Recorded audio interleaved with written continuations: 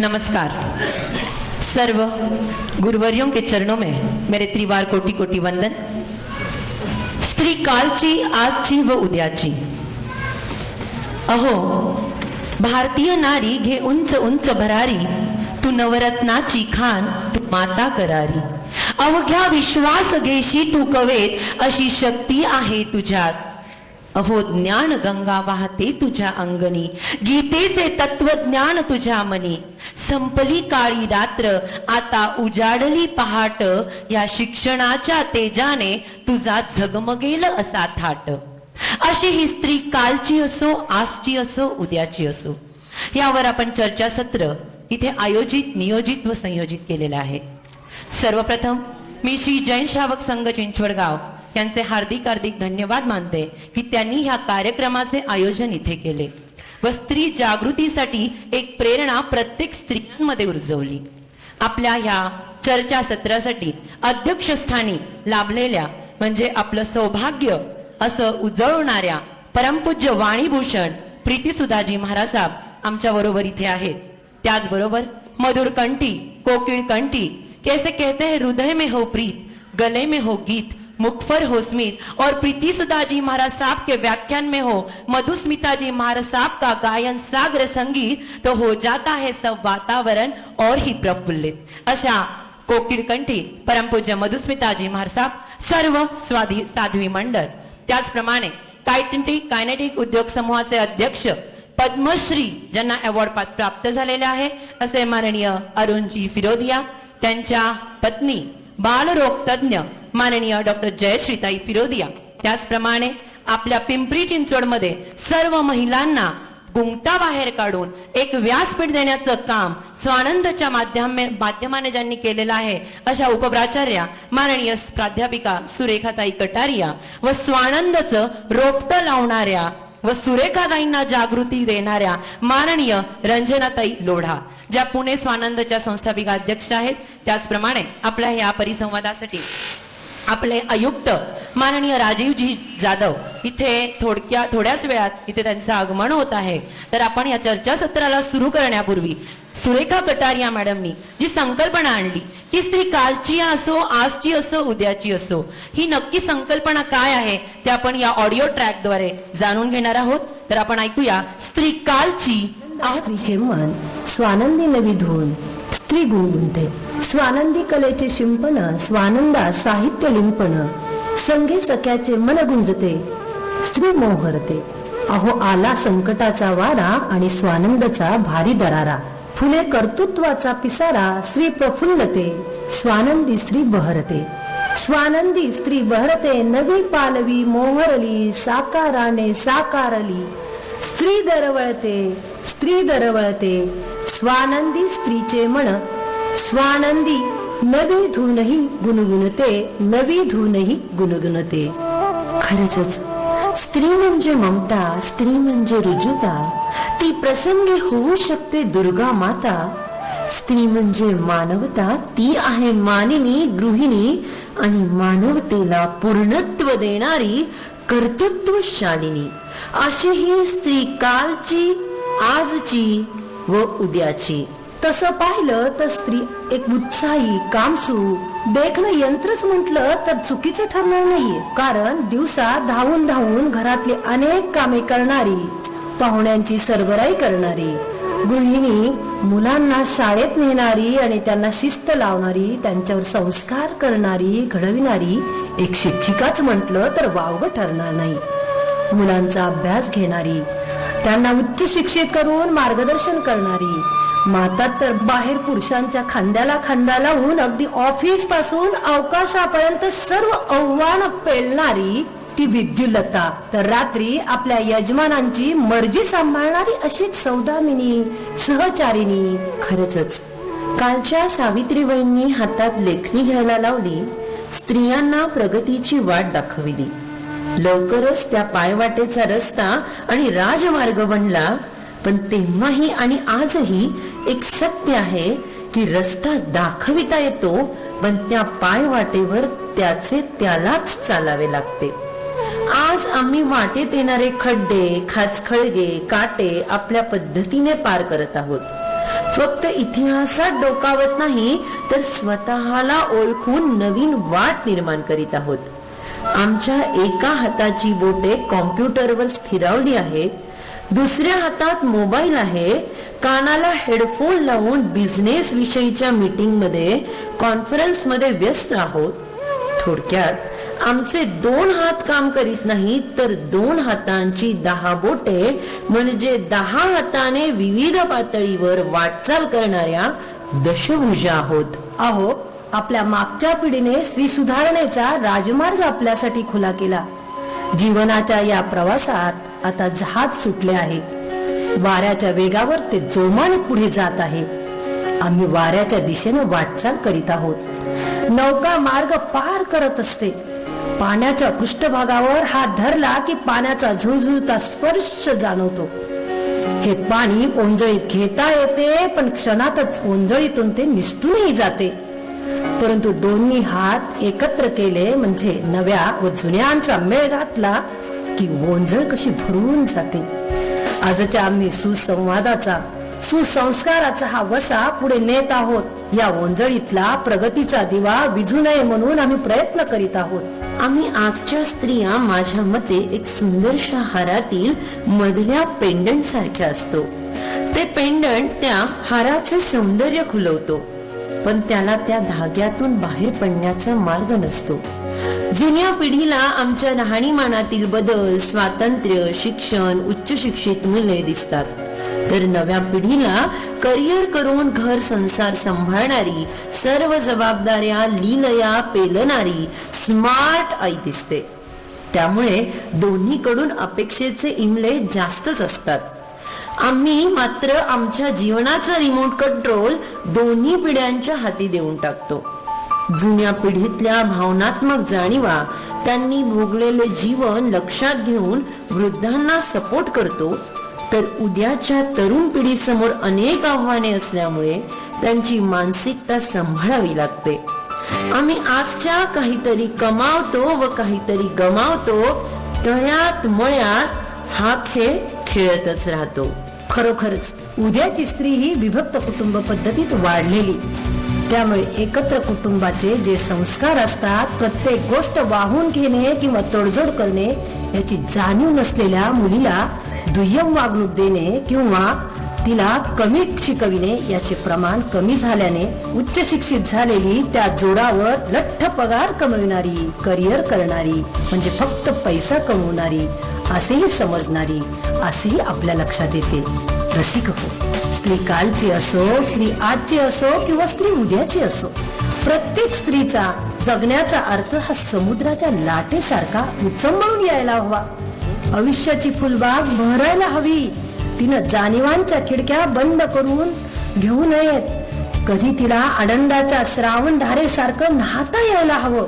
आपल्या मैत्रीच्या सहवासात बेहोशपणे, एकत्रपणे, सुंदर लोभस्वाने आयुष्य जगता यायला हवं. मैत्रिणींनो, जगता यायला हवं. तेव्हाच दिमाखाने सांगता येईल की स्त्री सुखाचा सागर, स्त्री प्रेमाचे आगर, स्त्री करुणेची अंबर, स्त्री मायेची साखर, स्त्री स्वर्ग सुखाचे द्वार, स्त्री देवाचाही देव, स्त्री निस्वार्थ भाव. तू अहिल्या, तू कौसल्या, तू कामिनी, तू मानिनी, तू कुंती, तू मंदोदरी, तू सरस्वती, तू लक्ष्मी, तू अवघ्या विश्वाची जननी. प्रत्येक नमस्कार तुलाच करणार, तुझ्याच आशीर्वादाने चालत राहणार. ब्रह्मा विष्णू महेश जोडी तुला हात, तुझ्यामुळेच आहे हे सर्व विश्व सुखात. अशा स्त्रीत्वाला, अशा कालच्या, आजच्या व उद्याच्या स्त्रीत्वाला वंदन करूया दिमाखात, वंदन करूया दिमाखात. धन्यवाद. धन्यवाद. स्त्री कालची, आजची, उद्याची या परिसंवादासाठी आपल्याला लाभलेले चिंचवडगाव जैन श्रावक संघाचे अध्यक्ष माननीय दिलीपजी नहार हेही आपल्याबरोबर उपस्थित आहेत. आता आपण थोड्याच वेळात या चर्चासत्राला सुरुवात करत आहोत. सर्वप्रथम ही संकल्पना स्त्री कालची, आजची, उद्याची मांडणाऱ्या माननीय प्राध्यापिका सुरेखा कठारिया मी यांना विनंती करते की आपण आपली संकल्पना आमच्या सर्व श्रावकांसमोर मांडावी.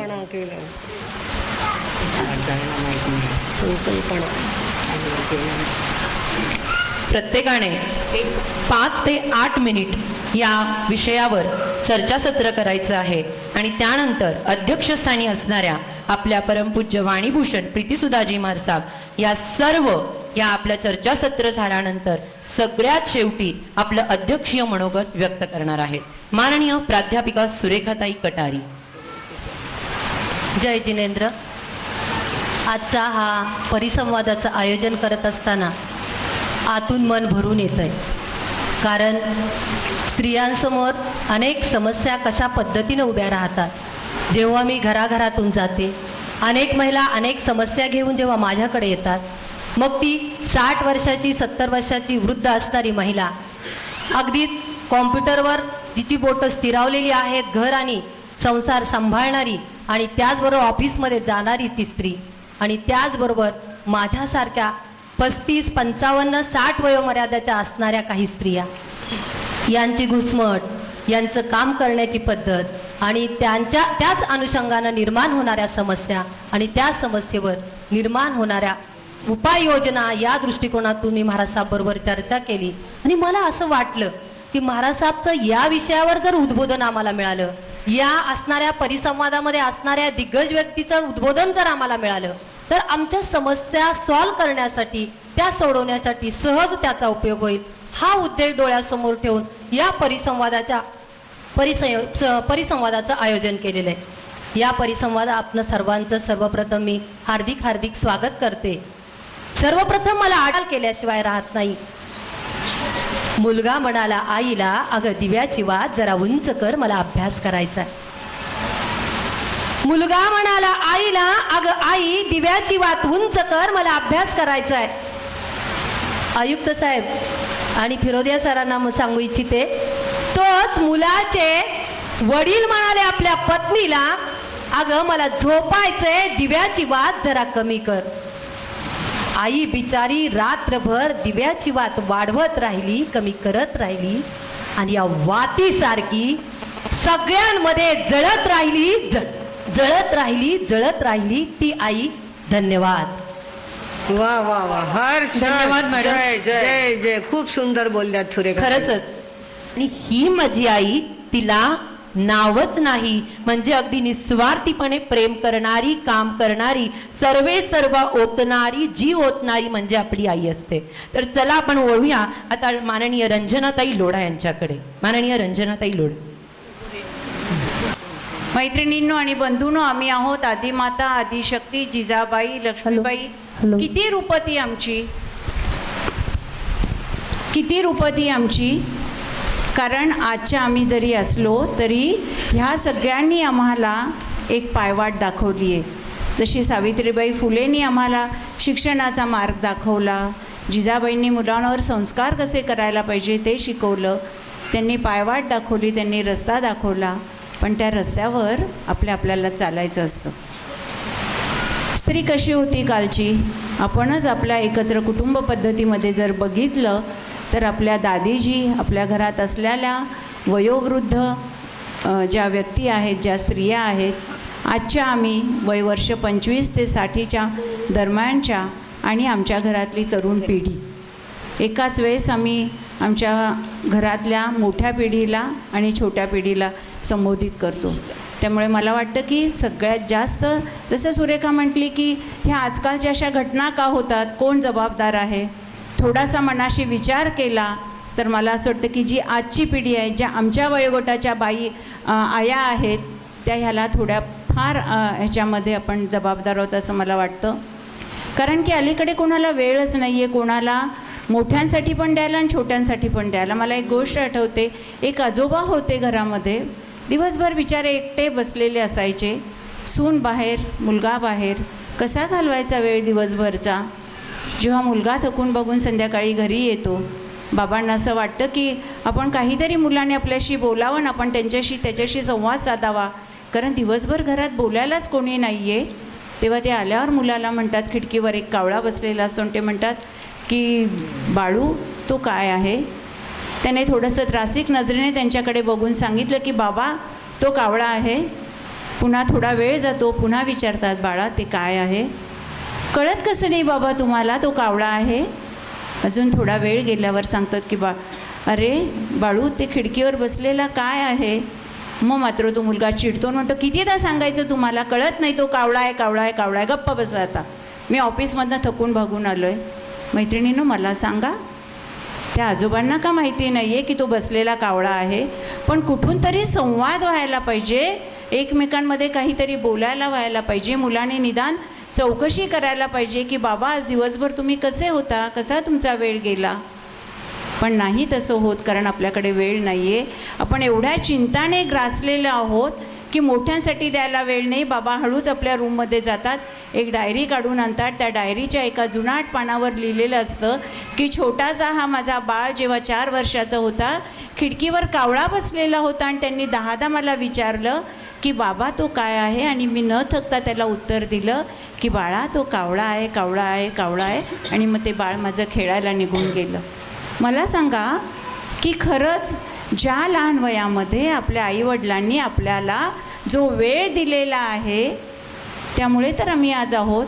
मग ह्या वयामध्ये आमच्याकडे वेळ नाही म्हणून आम्ही आमच्या घरातल्या वयोवृद्ध माणसांना जर वेळ दिला नाही तर काय होईल. ती स्थिती आमच्या मुलांची, जी आमची छोटी छोटी पिढी आहे. मला मगाशी आल्यानंतर बघून आतमध्ये खरोखर खूप आनंद झाला, कारण की इथे समोर बसलेले वयवर्ष 4 ते 15 वयोगटाची जवळजवळ 6 मुलं बसलेली होती. धन्य आहेत त्यांचे आई बाबा की ज्यांनी अशा ठिकाणी जिथे चांगले संस्कार मिळते तिथे येण्यासाठी त्यांना उद्युक्त केलं. हीच गोष्ट मुलांच्या बाबतीत जेव्हा एखादे वडील थकून बघून घरी येतात, त्यांचा छोटासा मुलगा जो दिवसभर पाळणाघरात असतो तो येऊन बाबांना म्हणतो, बाबा तुम्ही सांगा मला दिवसभराचे तुम्हाला किती पैसे मिळतात. ते तुला काय करायचे असल्या गोष्टी जाणून, प्लीज सांगा ना बाबा, 1 तासाचे तरी किती पैसे मिळतात. त्रासिकपणाने ते बाबा उत्तर देतात की मला 1 तासाचे मी जेव्हा काम करतो तर मला 500 रुपये मिळतात. मुलगा घाईघाईने आत जातो, त्याची पिगी बँक उघडतो, त्याच्यामध्ये पैसे मोजल्यावर 300 रुपये असतात. तो बाबांना म्हणतो की प्लीज मला अजून 200 रुपये द्या. कशाला हवे तुला पैसे, असले हट्ट मी नाही पुरणार, प्लीज बाबा द्या ना. बाबा म्हणतात ठीक आहे, त्याला काय खेळणं घ्यायचं असेल 200 रुपये देतात. तो ते 300 अधिक 200 असे 500 रुपये बाबांच्या हातात देतात आणि म्हणतो की मला उद्याचा तुमचा 1 तास वेळ द्या, कारण मला तुमच्याशी खेळायचं आहे. बघा ही आजची स्थिती आहे. खरंच आम्ही देतो का, आम्ही मूल नावाचं एक प्रॉडक्ट तयार करतो फक्त, ही आजची स्थिती आहे. हेच आमच्या घरामध्ये आमच्या दादीजी होत्या, आमच्या आजी होत्या, आमच्या अजून पडदादी जी असतील त्या कशा पद्धतीने मुलांना सांभाळायच्या, काय संस्कार द्यायचे. आम्ही आज मुलांना संस्कार देण्यासाठी संस्कार वर्गात घालतो आहोत, कारण ही आजची पिढी म्हणजे आमची पिढी आहे. ही चूक आमची आहे. घरात होणारे संस्कार, घरात असणारी आपली पाठशाळा, घरात आम्ही मुलांशी वागत असलेले संस्कार, तर ते जर आपण योग्य पद्धतीने दिले तर काय टापे उद्याची आमची पिढी बिघडायची. पण असंही नाही आहे की निराशाजनक की पिढी बिघडली आहे किंवा मुलांना काय कळत नाही आहे किंवा तेच जबाबदार आहे. खूप इंटेलिजंट पिढी आहे पुढची भावी पिढी, आणि आपली मागची पिढीसुद्धा. ठीक आहे, वयोवृद्धाप्रमाणे त्यांच्या आजारपणामुळे ते थोडे त्रासलेले असतील, पण आपण काही त्यांचं ऋण द्यायला लागतो हेही आपण लक्षात द्यायला पाहिजे.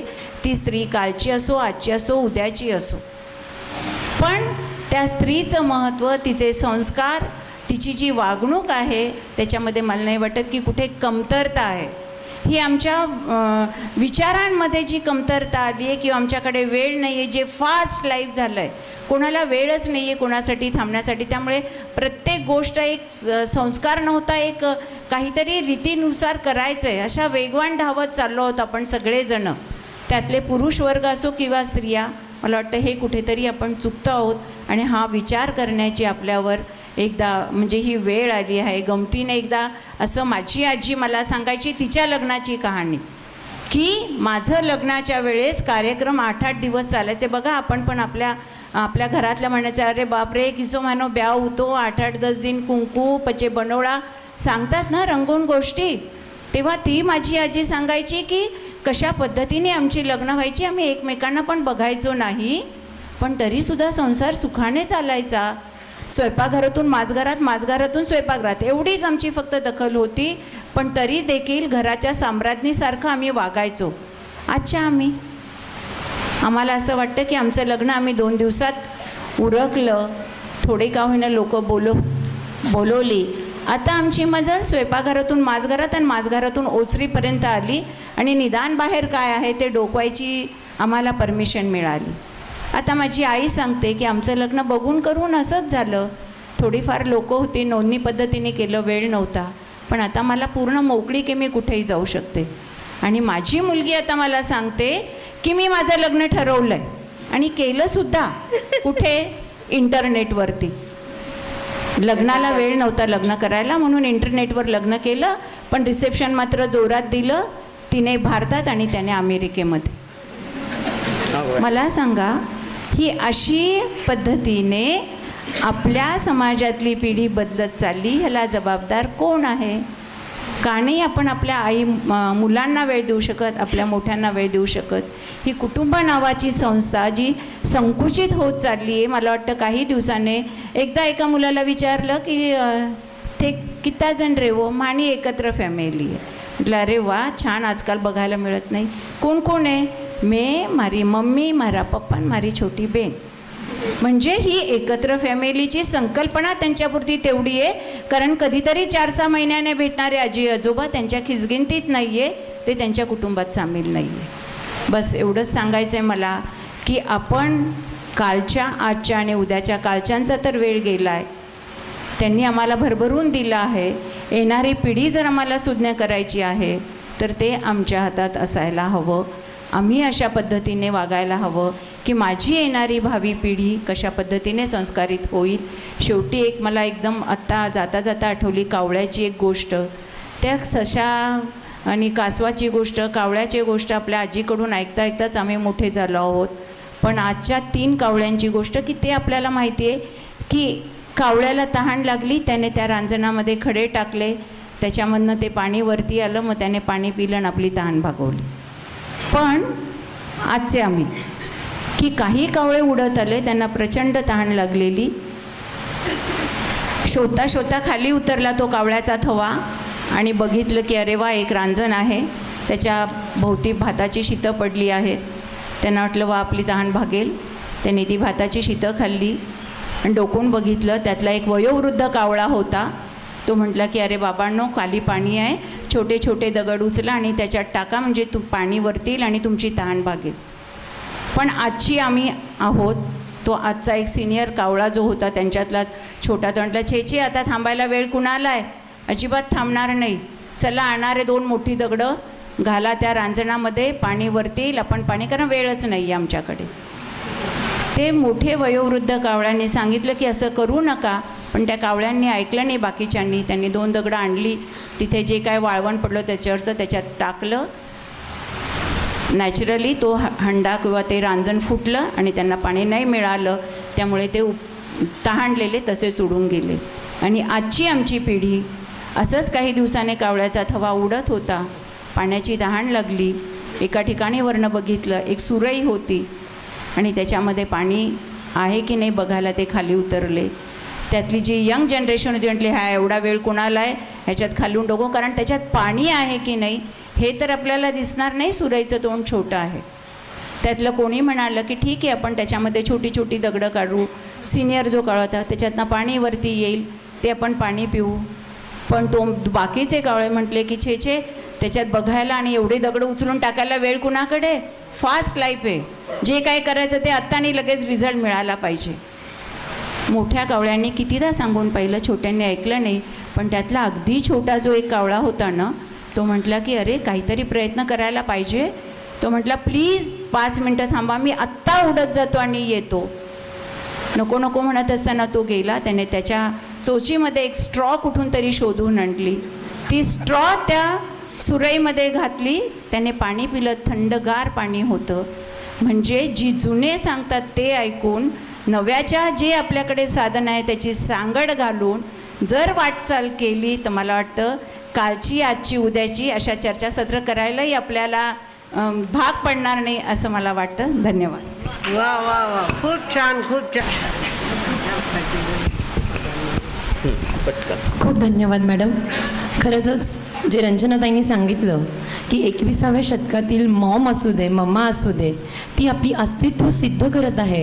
परंतु हे अस्तित्व सिद्ध करत असताना ह्या कलयुगामध्ये आपल्या लव आणि कुशामध्ये अश्वमेध यज्ञाची ताकद यावी म्हणून खरंच आजची सीतामाई धडपडत आहे आणि तिला ती धडपड करावीच लागणार आहे. तर चला तर मग आपण वळूया माननीय अरुणजी फिरोदिया यांच्याकडे.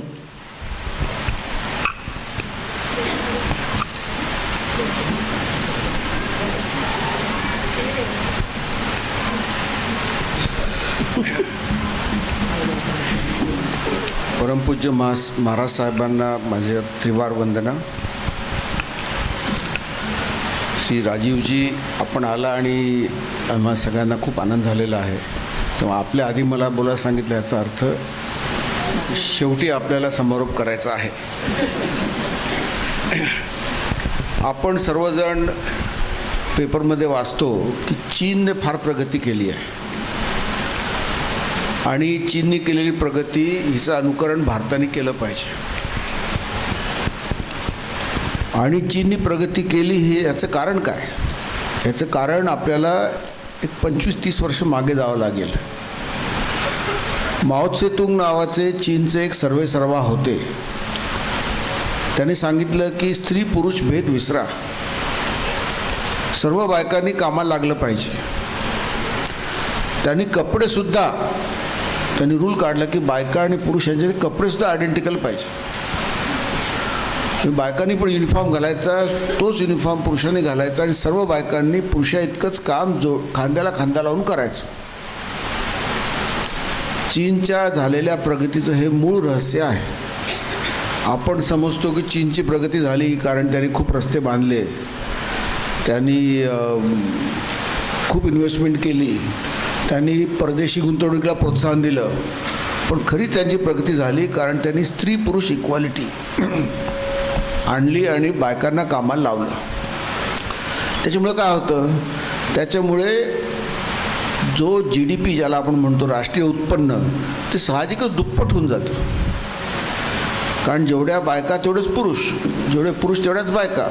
फक्त पुरुष काम करतील तर जेवढं उत्पन्न मिळेल त्याच्यात दुप्पट उत्पन्न जर पुरुष आणि बायका दोन्ही काम करतील तर मिळेल. तेव्हा आपल्याला आपल्या देशाचं आज जे इन्कम आहे ते जर दुप्पट करायचं असेल, आणि असं आपण म्हणतो की आमच्या देशाची खूप प्रगती आपले प्राईम मिनिस्टर करू इच्छितात, एकच त्यांनी करायला पाहिजे की स्त्री पुरुष भेदभाव काढून टाकला पाहिजे. सर्व बायकांना नोकऱ्या किंवा जॉब मिळतील अशी व्यवस्था केली पाहिजे. त्याच्यामुळे आपल्या देशाची खूप प्रगती होणार आहे. देशाची प्रगती वाढवायची असेल तर हा एक फार मोठं साधन आहे, हे आपण लक्षात ठेवलं पाहिजे. आता तुम्ही म्हणाल की मग ह्या स्त्रिया काम करतील मग पुरुषांचे जॉब जाणार नाहीत का? मग पुरुषांचे जॉब घेऊन या काम करतील तर टोटल जॉब कसे वाढतील? लक्षात ठेवा की जगामध्ये आज सर्वांना भारतामध्ये येऊन गुंतवणूक करायची आहे. कारण भारताकडे जे मनुष्यबळ आहे तेवढं यंग मनुष्यबळ जगात कुठेही नाही. तर त्यांना भारतात येऊन गुंतवणूक करायची आहे. आणि त्यामुळे आपण जर परदेशी गुंतवणूक आणि स्त्रियांना नोकरी मिळावी ह्या दोघांची सांगड घातली तर हा जो आपल्यापुढे प्रश्न येऊ शकतो की पुरुषांनी जॉब सोडून बायकांनी करायची, त्याला फायदा काय, हा प्रश्न निघून जाईल. तेव्हा परदेशी गुंतवणूक होऊ द्या, पण त्यात महिलांना जॉब मिळू द्या. त्याच्यामुळे आपल्या देशाचं उत्पन्न खूप वाढणार आहे. आता महिलांना जॉब मिळाल्याचे फायदे काय? आमचे एक मित्र आहेत इथेच, त्यांची एक टिश्यू कल्चरची फॅक्टरी आहे. टिश्यू कल्चर म्हणजे काय? तर आपण ऊस किंवा पपई ह्याची छोटी छोटी रोपं तयार करतो आणि ती शेतकऱ्यांना देतो. आणि शेतकरी मग ती रोपं लावून चांगलं त्यांची रोपं उत्पन्न मिळतात. तर त्यांच्या टिश्यूवर दरवर्षी रोग यायचा काहीतरी आणि सगळं त्यांचं उत्पादन मरून जायचं. असं लागोपाठ 3 वर्ष झालं. त्यांनी एका कन्सल्टंटला बोलावलं, किंवा माझी काय चूक आहे मला सांगा, मी काय फिल्टर बरोबर लावला नाही की मी नीट प्रोसिजर करत नाही ज्याच्यामुळे निर्जंतुक वातावरण राहील, हे रोग का येतात आणि माझं सगळंच्या सगळं टिश्यू कल्चर खलास का होतं.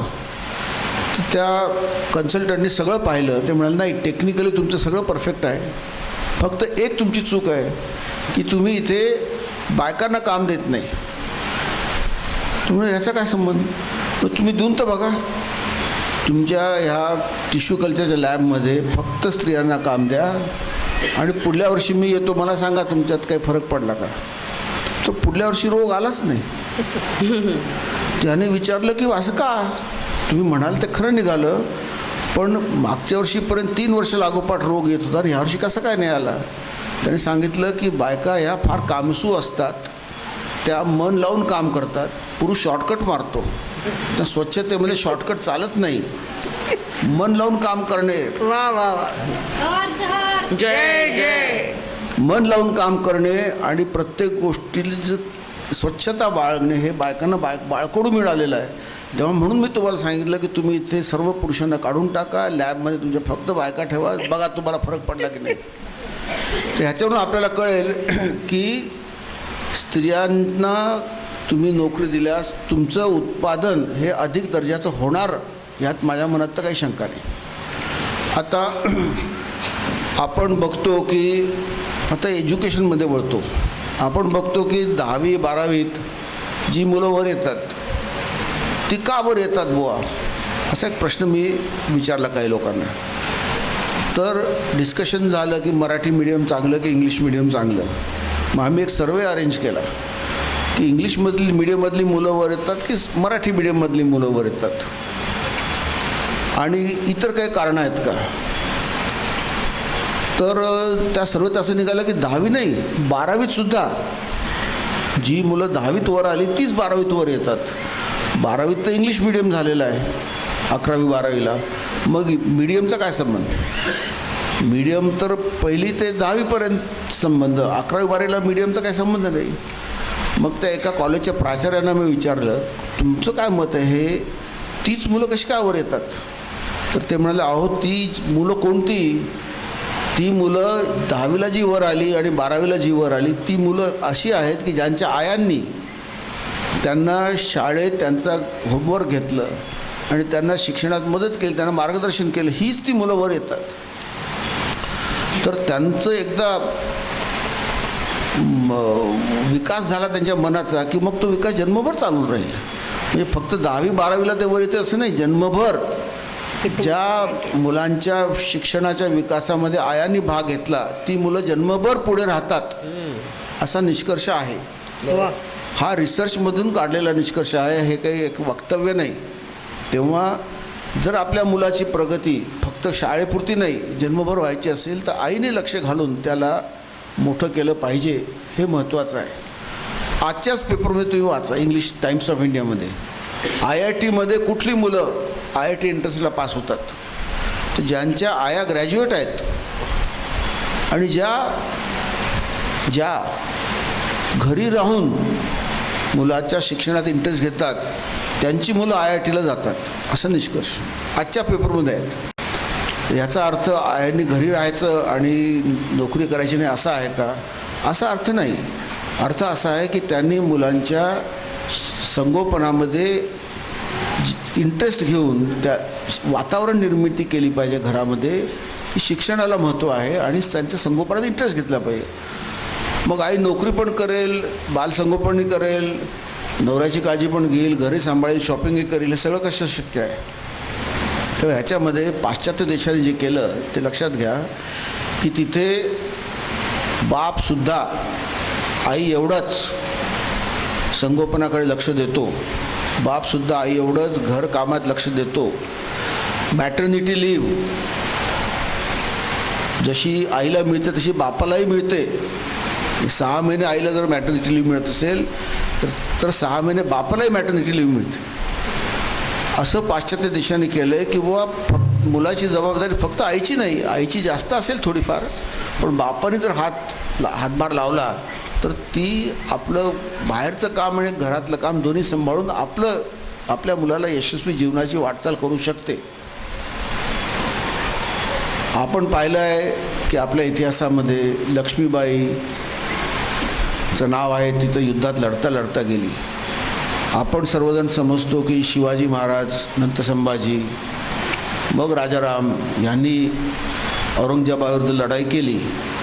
पण जेव्हा शिवाजी महाराजही गेले, संभाजी गेले, राजारामही गेले, त्यानंतर 10-15 वर्ष औरंगजेबाशी कोण लढत होतं? ताराबाई लढत होत्या.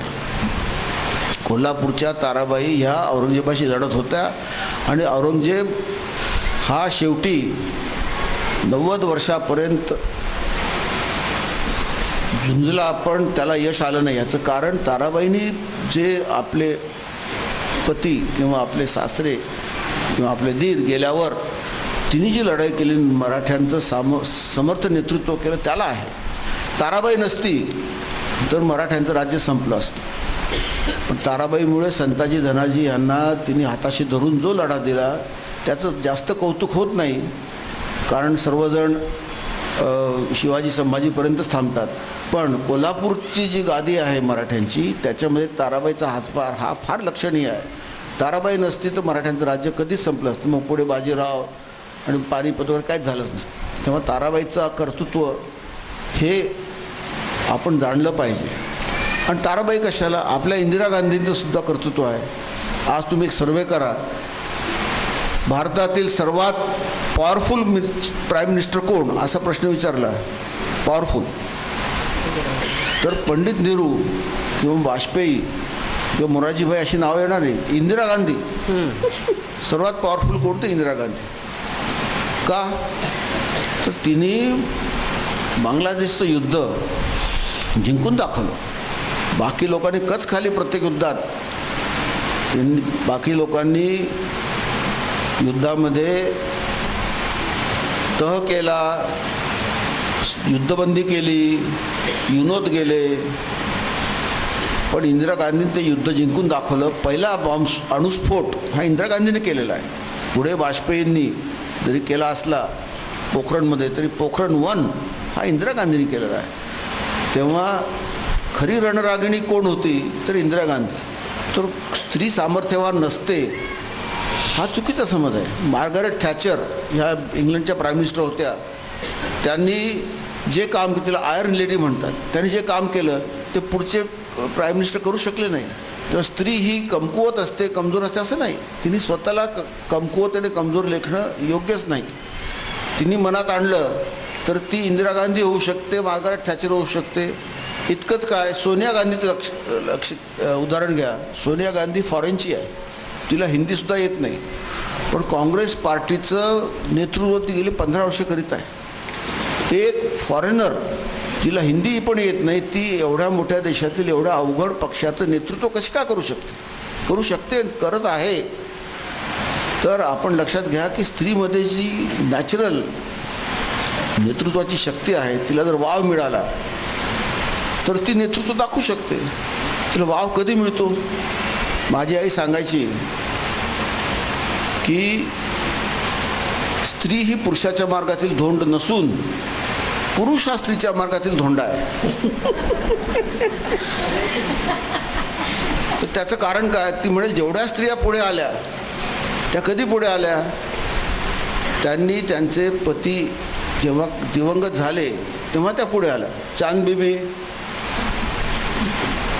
लक्ष्मीबाई, इवन इंदिरा गांधी, सोनिया गांधी ह्या कधी पुढे आल्या? जेव्हा त्यांचे पती दिवंगत झाले किंवा जे त्यांच्याशी कॉम्पिटिशन करत नव्हते तेव्हा आपण हे जाणून घेतलं पाहिजे की स्त्रियांच्यामध्ये उपजत नेतृत्व गुण आहेत आणि त्याला वाव देणे हे आपल्याला आवश्यक आहे. आपल्या देशाची प्रगती करायची असेल तर आवश्यक आहे. आता शेवटी एकच सांगतो, आज हिंदुस्थानातील सर्व समाजामध्ये जैन समाज हा समृद्ध आहे असं गणलं जातं. म्हणजे शिरगणती खाणेसुमारी तर सेन्ससमध्येच हे येतं. आणि दुसरं एक महत्त्वाचं त्याच्यात आहे की 99% जैन स्त्रिया या शिक्षित आहेत, साक्षर आहेत. तर ह्या दोघांचं नक्की कार्यकारण भाव आहे की इथल्या स्त्रिया शिक्षित आहेत म्हणून हा समाज समृद्ध आहे, उलटं नाही आहे. तेव्हा आपण लक्षात ठेवा की स्त्रियांनी शिकलं पाहिजे, त्यांना वाव दिला पाहिजे. तर आपली प्रगती झाली आहे, जैन समाजाची झाली आहे, ती अशीच चालू राहील. भारतापुढे आपण हे उदाहरण घालून दिलं पाहिजे की आम्ही जी प्रगती केली त्याचं कारण हे आमचा महिला वर्ग हे आहे. तेव्हा उद्या, काल, आज आणि उद्याची स्त्री ही नेतृत्व समाजाचं करील यात मला काही शंका नाही. मॅडमनी सांगितलं की आम्हाला खंत वाटते की स्त्री आता घरात राहत नाही, ती बाहेर जाते, तिच्यावर फार अनेक समस्या उभ्या राहतात. हो, या समस्यावर मात करण्याची तिच्यात पूर्ण क्षमता आहे. तिला मात करायची संधी द्या, एवढंच माझं म्हणणं आहे. तिच्या मार्गात येऊ नका. बार नया आकाश चाहिए, अतीत के स्मृति में कभी जिया नहीं जाता, जीने को हर बार एक नया विश्वास चाहिए. और यही विश्वास यहाँ पे उपस्थित हर एक नारी में, मेरे इस तरफ और उस तरफ आपको दिखता रहेगा. अब हम चलते हैं माननीय डॉक्टर जयश्रीताई फिरोदिया. परमपूज्य महाराज साहेब, रंजनाताई, सुरेखाताई, जाधव साहेब आणि बंधू भगिनींनो, कोण आता त्यांनी आपल्या नारी जातीची माझ्या पतींनी स्तुती केल्यामुळे माझ्याही अंगावर मुठभर मास चढले. खरं म्हणजे आता परत परत तेच मुद्दे सांगण्यात काही अर्थ नाही, कारण आपल्या पूर्वीच्या जमान्यापैकी पेक्षा नारीला आता सध्या जास्ती संधी आहे हे आपण मान्य करतो. आणि तरी अजून समस्या आहेत हेही आपल्याला माहीत आहे. पण जीवन हे नेहमी संघर्षमय असतं आणि प्रत्येकाला तोंड द्यावंच लागतं. तर मी आपले 2-4 माझ्या मते महत्त्वाचे काय मुद्दे आहेत तेवढे सांगते. की सध्या सुरक्षित सुशिक्षित स्त्री आहे, पण तिने स्वतःचं संरक्षण करण्यासाठी पण समर्थ राहावं. त्यासाठी तिने कराटेसारखी कला शिकावी, स्वतःची ताकद वाढवावी, पर्समध्ये पेपर स्प्रे ठेवावे आणि कठीण समय आला तर हुशारीने वागावं, इंटरनेटचा वापर करावा. असं करून तिने स्वतःला सुरक्षित ठेवणं महत्त्वाचं आहे. दुसरं म्हणजे ती बाहेर पडते पण तिने सुविचारी राहिलं पाहिजे, सदाचारी राहिलं पाहिजे, स्वतःची चांगली प्रतिमा जपली पाहिजे, अनाचारी व्हायला कारण देऊ नये. आपल्या वागणुकीत तिने समतोल ठेवला पाहिजे. घरी पण तिने स्वतःची जी काय तिला जबाबदारी आहे ती पूर्ण करणं महत्त्वाचं आहे. घरच्या वडीलधाऱ्यांची काळजी घ्या, लहानांवर संस्कार करा, त्यांना आत्ता सुरेखा त्यांनी सांगितल्याप्रमाणे वेळ द्या, त्यांच्यावर संस्कार करा आणि मदत जास्ती घ्या, घरच्या लोकांची मदत घ्या. आज सुदैवाने भारतात आपल्याला कामाला माणसं मिळू शकतात. हा जगातला अतिशय महत्त्वाचा मुद्दा आहे. कारण तुम्ही युरोपमध्ये, अमेरिकेत पहा, तिथल्या बायकांची आपल्यापेक्षा खूप जास्ती ओढाताण होते, कारण त्यांना घरामध्ये कुठलीही मदत मिळत नाही आणि बाहेरही त्यांना फार सवलती मिळत नाहीत. त्यांना कामही तेवढ्याच जबाबदारीने करावं लागतं, नाही तर लगेच दुसऱ्या दिवशी त्यांची सुट्टी होऊ शकते. तर ते सगळंच त्या बिचाऱ्या करत असतात. त्या मानाने आपण नशिबान आहोत की आपल्या मुलांकडे लक्ष द्यायला त्यांचे आजी आजोबा घरात असतात आणि आपल्याला झाडू पोछा करायला, स्वयंपाक करायला पुष्कळ मदत मिळते.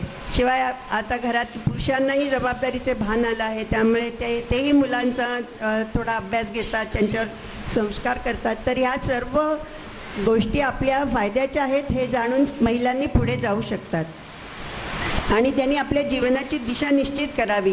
अभ्यास केला म्हणजे संपलं, लग्न झालं आता बास झालं असं नाही, तर काहीतरी मनाशी निश्चय करावं की मी या वाटेने पुढे जाणार आहे, मला आयुष्यात काहीतरी मिळवायचं आहे.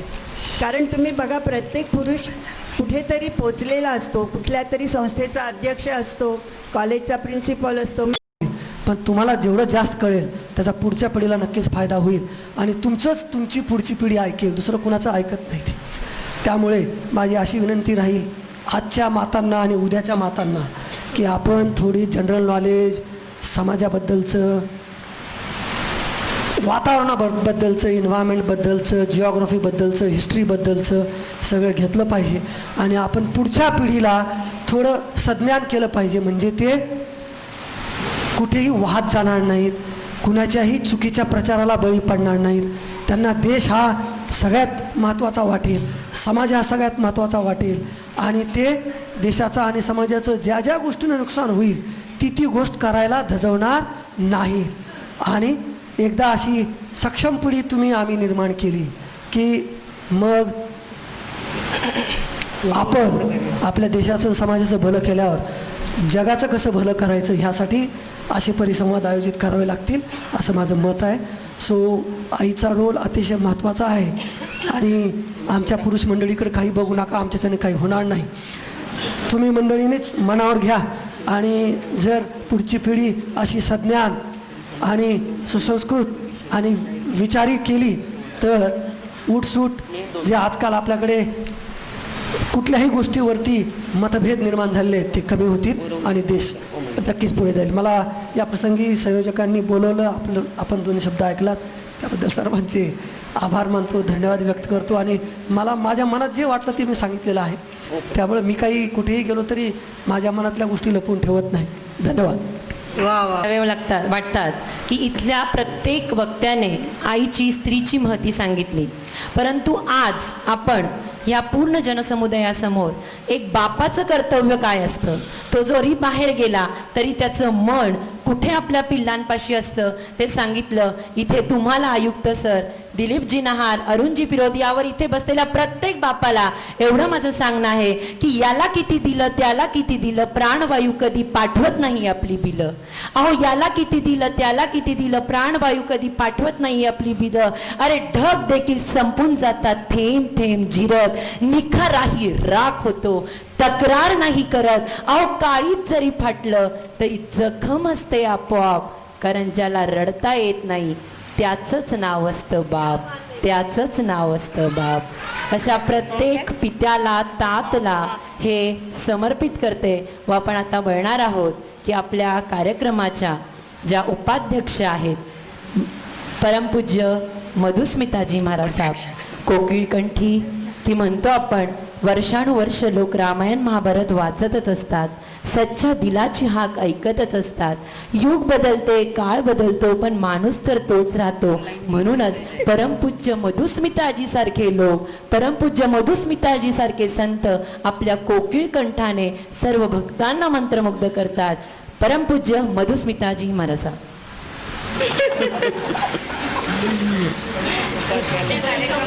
आजच्या कार्यक्रमाच्या ठीक आहे, आपण आज नवीनच या मंचवर बसलेलो आहोत आणि त्यासाठी सर्वांबरोबर कम्युनिकेशन करण्यासाठी आपल्याला सुद्धा समोरासमोर यावं लागतं. त्याचप्रमाणे आपल्या घरात सुद्धा प्रत्येकाने असा सुसंवाद साधावा, यासाठी माझं एक लक्ष आहे की निश्चितपणे माता ही प्रमुखच आहे घराची आणि आज त्याची सुरुवात झाली आहे. पितृपक्ष आज काय झालाय, समाप्त, आज शेवटचा अरुण दिवस, उद्या शेवटचा दिवस. आता मातृपक्ष लागलाय, पक्ष बदलतोय आपण. आणि निश्चितपणे आमचा हा जो भारत देश आहे त्याच्यामध्ये वेगवेगळी जी सण येतात ना, ती सुद्धा संस्कार करणारी असतात. निश्चितपणे ती संस्कार करणारी असतात आणि कितीही प्रगती करा, परंतु फक्त आपल्या सुसंस्काराची नाळ कधी तोडू नका, एवढं आमचं सांगणं आहे की प्रगती ही स्त्रीने केलीच पाहिजे. आणि प्रभू महावीरांनी कालची जर बघितली, आपण त्याच्यामध्ये भक्तामरमध्ये बघत होतो की स्त्रीची प्रगती 24ही तीर्थंकरांनी केली, करवून दिली. कारण त्यांच्या काळी म्हणजे फक्त 2500 वर्षापूर्वी महावीरांच्या काळात जेवढे साधू नव्हते तेवढ्या साध्वीजी होत्या. 14,000 साध्वीजी त्यावेळेला उपस्थित होत्या.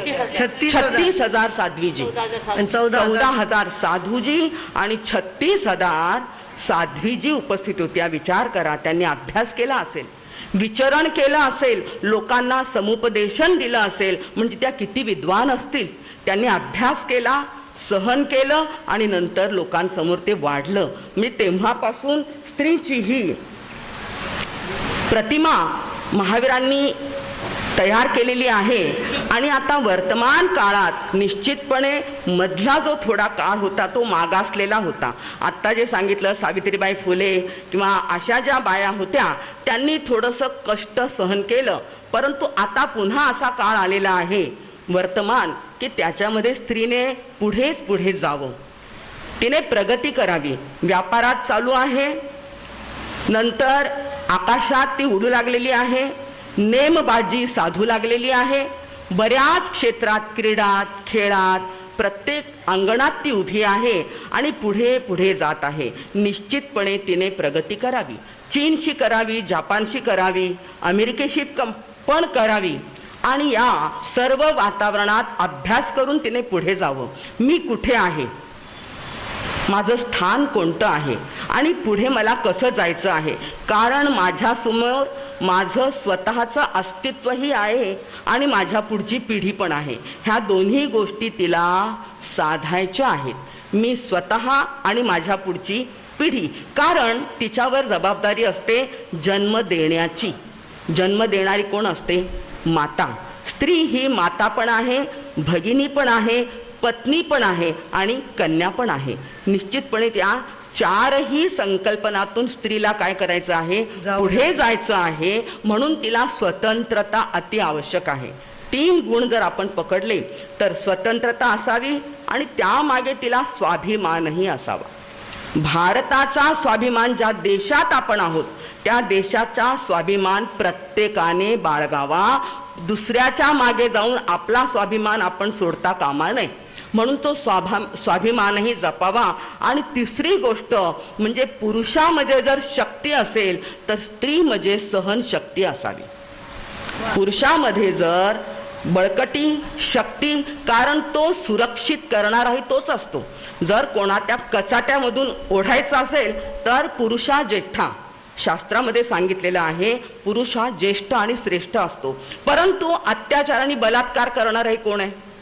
परंतु त्याला वाव देणारी जी स्त्री आहे तिला आपली मर्यादा ओळखावी लागेल. मी नेहमी म्हणत असते की पूर्वी आपल्या घरी उंबरा असायचा आणि म्हणून आपण सांगायचो मुलींना की बेटा उंबरा ओलांडून जाऊ नको. आणि त्या उंबरठ्याला त्याच्यासाठी एक नाटकही आलं होतं, 7च्या आत म्हणत होतं, कारण ती मर्यादा ओलांडू लागली. प्रगती म्हणजे प्रगती करा, पण ती बाह्य प्रगती जी मर्यादा ओलांडणारी आहे किंवा दुसरीकडे खेचणारी आहे ती प्रगती कामा नये. पतंग कितीही उडला तरी त्याला काय असावी? दोर असावी. मग ती कितीही उडोत काहीही हरकत नाही, पण तिला ती दोर मर्यादेची असावी. कारण नेहमी आपण म्हणतो की मुलींनी पदर हा डोक्यावरून खांद्यावर घेतलेला आहे.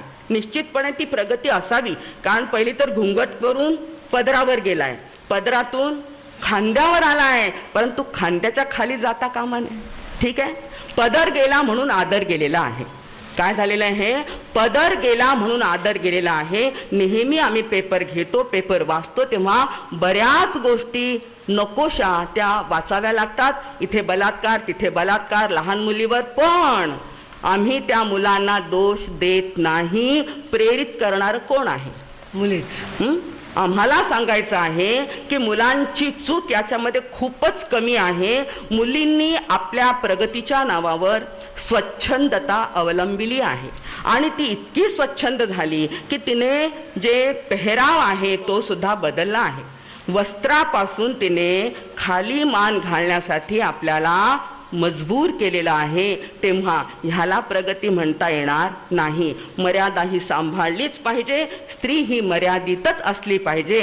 कारण आपण जेव्हा बाहेर पाहतो मुली ज्या जातात त्या स्लीवलेस असो किंवा सगळे कपडे, आता तुम्हाला माहिती आहे. मला फक्त एवढं सांगायचं आहे की पाहणाऱ्याला वाटावी एवढी लाज सोडू नये. पाहणाऱ्याला वाटावी, त्याला बिचाऱ्याला खाली असं तोंड करावं लागतं. आता तू जवान असेल तर का बघणार नाही? तू तशी चालली आहे तर त्यालाही मुली सुद्धा मुलींना बघतात, तर मुलांनी का बघू नये? आणि शेवटी ते नवीन रक्त आहे, ते काहीही करण्यासाठी उद्युक्त होतात. तेव्हा मुलांवर दोष देता कामा नये. पाहणाऱ्याला वाटावी एवढी लाज सोडू नये आणि आपली जोपासलेली संस्कृती त्या संस्काराने खोडू नये. आपली जोपासलेली संस्कृती त्या संस्काराने खोडू नये. तिकडे वातावरण वेगळं असतं, आपली मर्यादा वेगळी असते आणि आपली मर्यादा आपण पुरुषासारखीच. कारण पुरुष, मला फक्त एवढं जाता जाता सांगायचं आहे की पुरुष जसा परिपूर्ण आहे वस्त्राने, व्यक्तित्वाने, स्वभावाने आणि हृदयाने, त्याप्रमाणे स्त्रीनीही सुद्धा तसंच राहावं परिपूर्ण वस्त्राने. पुरुष मंडळी कशी असते, पूर्ण कपडे घातलेले आहेत, मग त्या स्त्रीनेच कशाला कमी करावं. ते एवढे कपडे, एवढ्या बाह्या काढून टाकल्या, पदर गेलाय, त्याचा आदर गेलेला आहे, असं होता कामा नये. भगिनींनो, हे तुमच्या समोर नव्हे तर कॉलेजियन मुलांसमोर, मुलींसमोर सांगण्याची ही गोष्ट आहे असं मला वाटतं. इथे तर सगळ्या डोकं विंचरलेल्या, पदर घेतलेल्या, सगळ्या बसलेल्या आहेत, तोंड बांधून पण बसलेल्या आहेत काही. आणि आजची जी पिढी वाहत चालली आहे, मुलांचं जे वाहत जाणं आहे, मुलींचं जे वाहत जाणं आहे, त्याविषयी मला थोडंसं बोलावंसं वाटलं होतं. आणि आत्ता आमच्या भगिनीने सांगितलं की आमच्या आयुक्ताने सांगितलं की आम्ही शेतकरी मंडळी, चुलीवरचं खाणारं, खरोखर ती संस्कृती गरजेची होती. आत्ता जी नवीन आली बघा, तेव्हा चूल होती आणि चुलीला काय लागायचं, ते विझलं म्हणजे ऊल, ते श्वासोश्वास, ते अनुलोम आणि विलोम, ते फुंकून फुंकून ती छाती तिची कशी होत असे, भक्कम होत असे. झाडू काढायचा, ती फिजिओथेरपी होती. झाडू काढणे, कंबर तिची दुखतच नव्हती, तिला स्पेशल जिम लावायची गरजच नव्हती, घरचं काम घरी केलं तर बाहेर जाण्याची गरजच नाही. पाणीचा हंडा डोक्यावर घेतला की मान कशी असायची, किती सुंदर. आता वजनच नाही, मग जा तिकडे, मग कुठे ऑपरेशन करा, नाही तर मग फिजिओथेरपी करा, नाही तर मग जिमवर घाला. ही संस्कारची जी पद्धती आहे ती बदलायला नको. आपण आपले संस्कार हे समजून घेतले पाहिजे आणि त्यासाठी हे 3 गुण अंगी बाळायला पाहिजे स्त्रीने. एक असावी स्वतंत्रता, एक असावा स्वाभिमान आणि तिसरी असावी सहनशक्ती. रोज महाराज सांगतात की आता जी पद्धती बदलली आहे, लग्नाची म्हणा, नंतर सोयरीकची म्हणा, आपल्या तिथे ती पद्धत होती 7 फेरे घ्यायचे, होम असे, हवन असे, मंगल मंत्र म्हटले जात होते आणि गळ्यात काय असायचं, हे मंगळसूत्र. म्हणजे ते 2 असायचे आणि 2 वाट्या असायच्या लहान लहान. हो ना जयश्रीताई, घातलं होतं ना तुम्ही, म्हणून आज जोडीने बसलेत. हे आदर्श आहे, ते जोडी बरोबर असावी म्हणून ते होतं. आता त्या कॉलेजियन अभ्यासामुळे, तिकडच्या संस्कारामुळे मला वाटलं ते गेलेलंच आहे, आता हे नाहीच आहे. ते मंगळसूत्र जे आहे, मग ती जोडी राहतच नाही, डायव्हर्स, तलाक तलाक तलाक, इकडं यायचं आणि तिकडं जायचं, असं नको व्हायला. रोजचं होत आहे. इथेही आत्ता सुद्धा या चातुर्मासात अशा गोष्टी ऐकायला मिळत आहेत. म्हणून सांगावंसं वाटतं की प्रत्येक व्यक्तीने, प्रत्येक स्त्रीने आपलं घर सांभाळावं, देश सांभाळावा, स्वाभिमान बाळगावा आणि निश्चितपणे आपली प्रगती करत असावी, सहनशक्ती ठेवावी आणि आपल्या पुढच्या पिढीला सुद्धा काय करावं, सांभाळावं.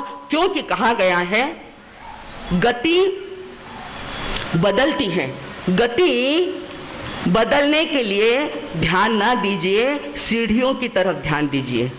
काय सांगितलेलं आहे, खूप सुंदर आहे.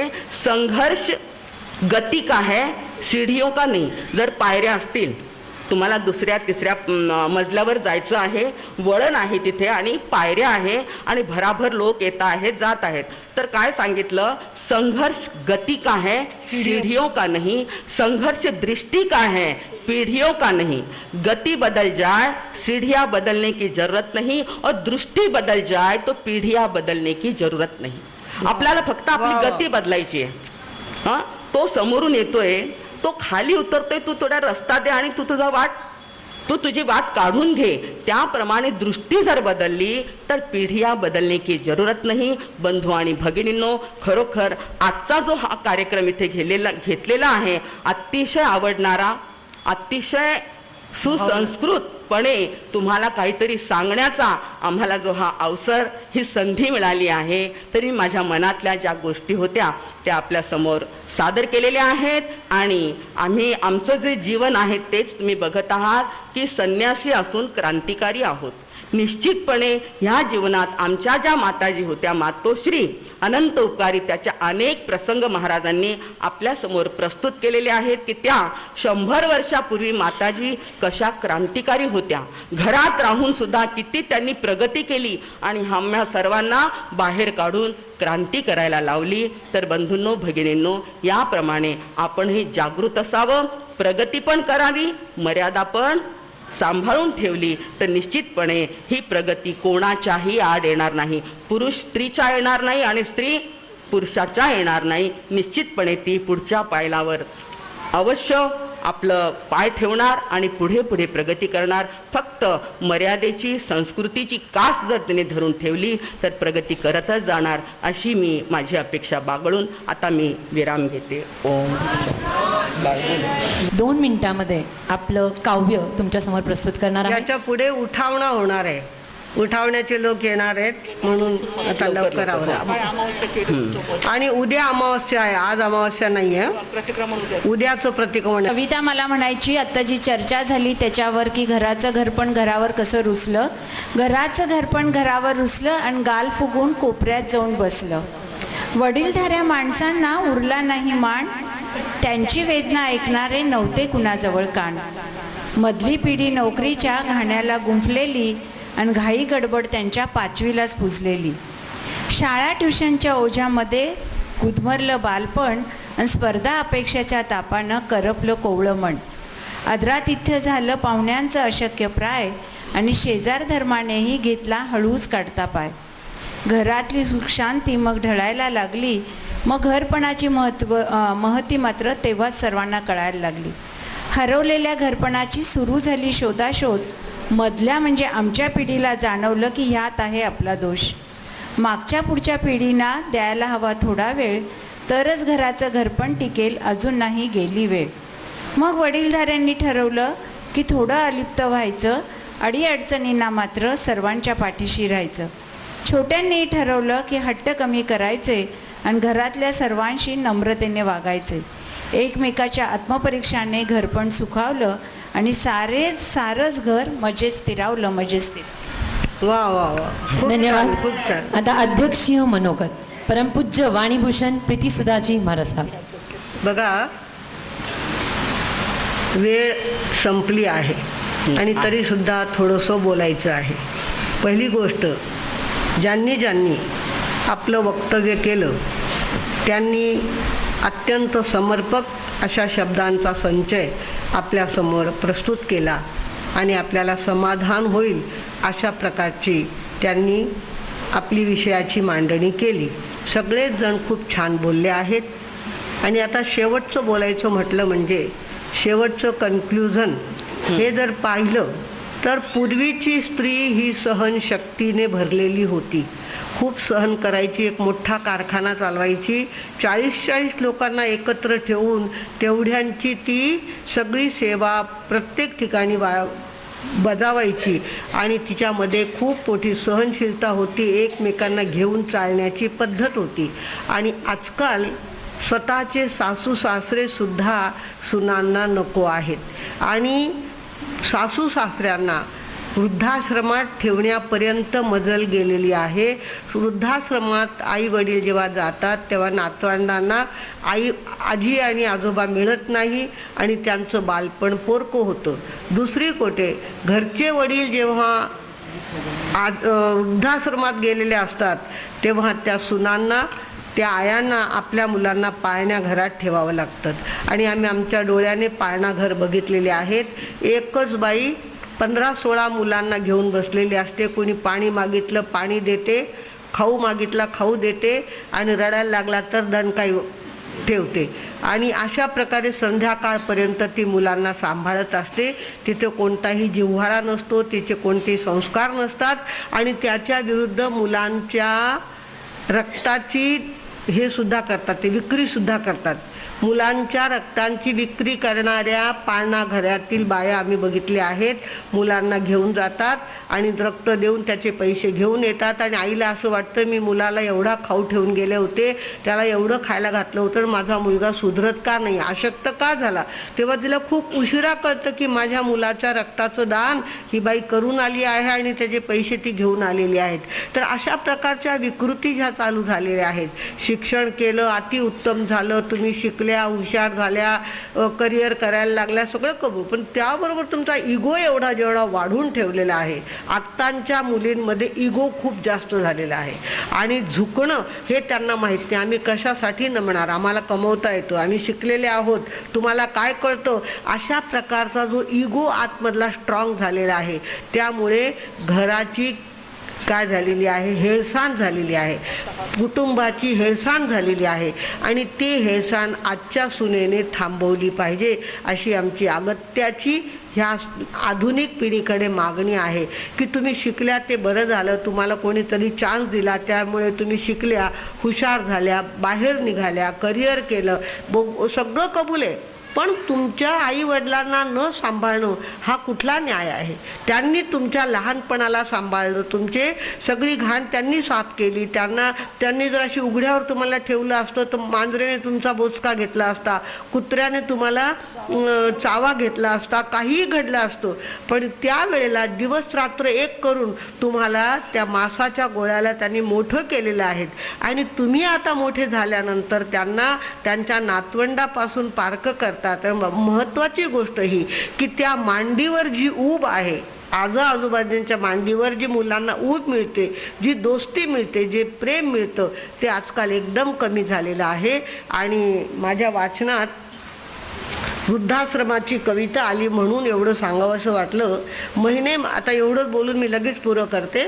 महिने मागून महिने, शेवटी वर्ष सरून जाते, वृद्धाश्रमाच्या पायरीवर वाट तुझी पाहते, भिजून जातो पदर अन मन रीते राहते, कधी कधी मात्र तुझी मनी ऑर्डर येते, पैसे नकोत यावेळी तूच येऊन जा, बाळा मला तुझ्या घरी घेऊन जा, तुझा बा होता तोवर काळ बरा गेला, तुझी आठवण काढत उघड्या डोळ्यांनी गेला, शेवटपर्यंत सांगत होता लेक माझा भला, तू मोठा साहेब त्याचं मोठं कौतुक त्याला, माझ्याही हृदयात फोटो तुझा पाहून जा, बाळा मला तुझ्या घरी घेऊन जा. कोण म्हणते? आई म्हणतीये, वृद्धाश्रमात असलेली आई म्हणते आहे.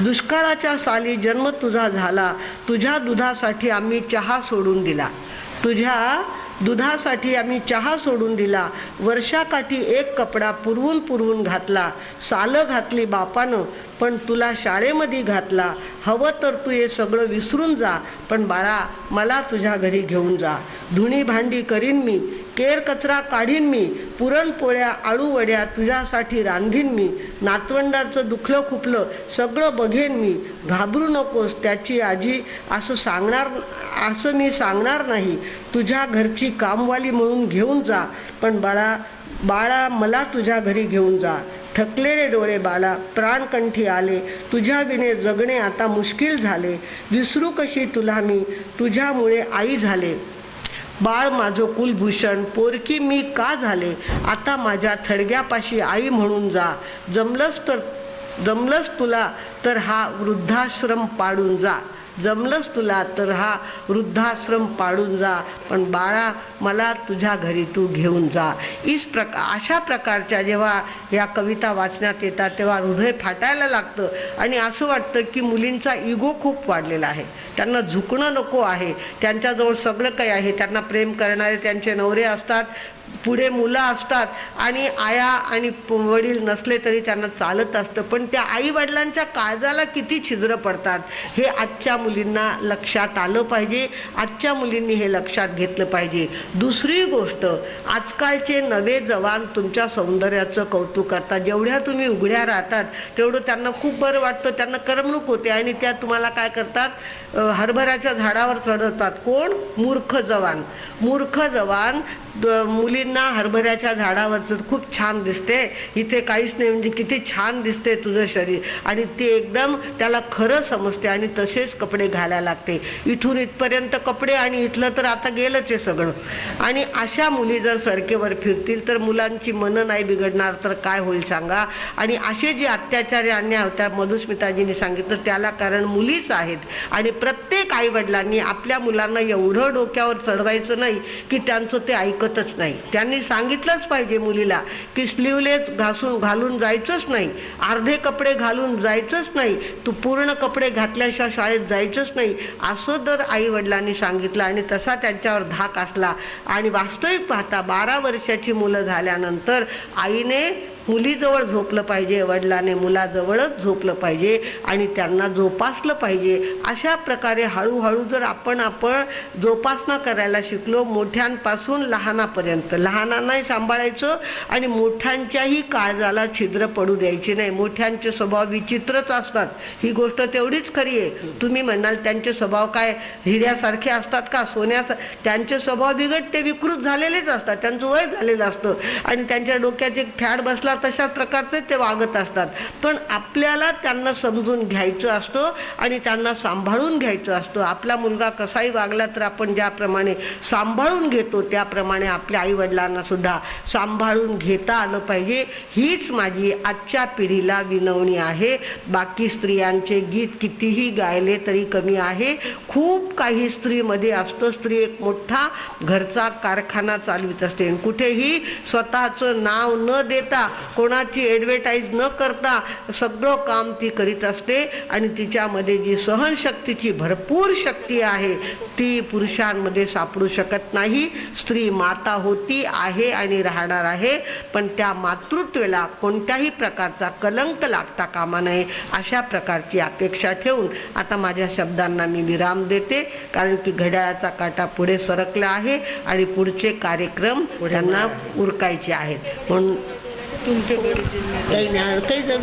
को तुम स्वर्ग बनाओ, हर आंगन को फुलवारी, तुम पे बड़ी जिम्मेवारी, तुम पे बड़ी जिम्मेवारी. बस एवढं. आता गीत होतं मोठं, आता घड्याळाचा काटा पुढं सरकलेला आहे. धन्यवाद अतिथींचे. मी श्री वर्धमान श्रावक संघ चिंचवडगाव यातर्फे हार्दिक हार्दिक आभार मानते. व यानंतर मी माननीय सुराणाजी यांना विनंती करते, मंगलपाठ ऐकल्याशिवाय कोणी जाऊ नये. माननीय बाफनाजी, मनोजजी बाफना, सभेची शिस्त तोडू नये. मंगलपाठ ऐकल्याशिवाय कोणी पुढे जाऊ नये. एकच मिनिटाचा फक्त कार्यक्रम राहिला. समापन झालं. अशा या ठिकाणी आज जो परिसंवाद आयोजित केला, या परिसंवादाला आपण सर्व या ठिकाणी उपस्थित राहिलात. या कार्यक्रमाच्या प्रमुख पाहुणे म्हणून माननीय अरुणजी फिरोदिया, जयश्रीताई फिरोदिया, माननीय आयुक्त साहेब जाधव साहेब, रंजनाताई लोढा, तसेच परमपूज्य महाराजसाहेबच्या सानिध्यामध्ये हा कार्यक्रम अतिशय सुंदर आणि यशस्वीरित्या पार पडला. कार्यक्रमाचे आयोजक वर्धमान स्थानकवासी श्रावक संघ यांच्या वतीने मी आपल्या सर्वांचे मनापासून आभार मानतो. तसेच कटारिया मॅडम, श्वेता, आपले हार्दिक आभार. यानंतर या ठिकाणी महाराजसाहेबचा मंगलपाठ होईल आणि मंगलपाठ नंतर शांतीलालजी बाफना मंगलपाठ पहिला दे द्या. पहिला मंगलपाठ या कार्यक्रम होईल. उठावनंतर म्हणजे अगोदर बसलेले फ्री होतील. ओम शांती शांती शांती. गुरुदेव की आज्ञा से चत्तारी मंगलम, मरिहंता मंगलम, सिद्धा मंगलम, साहू मंगलम, केवली पन्नत्तो धम्मो मंगलम. चत्तारी लोकोत्तमा, अरिहंता लोकोत्तमा, सिद्धा लोकोत्तमा, साहू लोकोत्तमा, केवली पन्नत्तो धम्मो लोकोत्तमो. चत्तारी शरणम पवज्जे, अरिहंते शरणम पवज्जे, सिद्धे शरणम पवज्जे, साहू शरणम पवज्जे, केवली पन्नत्तम धम्मम शरणम पवज्जे. 4 मंगल, 4 उत्तम, 4 शरणा, दुःख हरणा, सुख करना, ओरण शरणा कोय, जो भवि प्राणी आदरे तो अक्षय अमर पद होय. बोलो जी निशासन देव की जय.